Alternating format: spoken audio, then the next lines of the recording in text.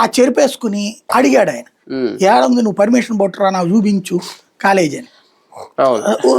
రా చూస్తామన్నాడు, అందుకని వెళ్ళాడు. బేసిక్ గా నువ్వు రా చూస్తానంటే వెళ్ళే మనస్తత్వం ఇతంది కాబట్టి వెళ్ళాడు. రెండవది ఏంటి, ఏమీ కాలేదు, ఏముంది బేసిక్ గా ఇప్పుడు అమరావతిలో ఏం పూర్తయింది, లేకపోతే అదే అనేది సీట్లు ఇచ్చారు చదువుకుంటున్నారు అందులో, అసలు ఏమీ లేదని కదా వీళ్ళు చెప్పేది. ఇప్పుడు ఈ నర్సీపట్నంలో కూడా ఆ ఇవి కట్టుకొచ్చారు, తర్వాత పూర్తి చేయాలి కదా. ఇప్పుడు ఒకళ్ళు కట్టింది పూర్తి చేయలేదు, పూర్తి చేయకూడదు అనుకుంటే జగన్ బెంచ్ సర్కిల్ ఫ్లైఓవర్ పూర్తి చేయకూడదు, కనకదుర్గ ఫ్లైఓవర్ పూర్తి చేయకూడదు, అట్లాగే ఆ మచిలీపట్నం ఇది పూర్తి చేయకూడదు, హైవేస్ ఎక్కడ ఆగిపోవాలా, అది కదా.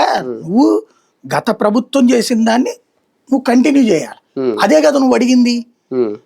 ఎట్లాగా నువ్వు కంటిన్యూ చేయవని చెప్పేసి చెయ్యాలి కదా.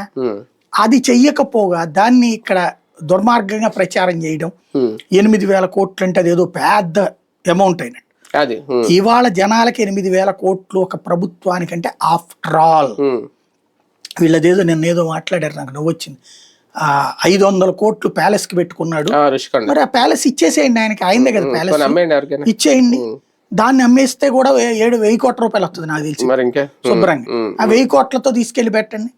ఇంకోటి, ఇవాళ రోజున మీరు అప్పులు చేయట్లేదా, ఎన్ని చేయట్లేదు లేదు. ఇప్పుడు 4.5 ఎకరాలు విజయవాడలో ఆర్టీసీది ఉంది, అది అమ్ము 400-500 కోట్లు వస్తుంది.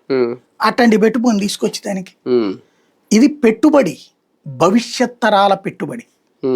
ఎప్పుడో కట్టిన బ్రిటిష్ వాళ్ళ టైంలో కట్టినటువంటి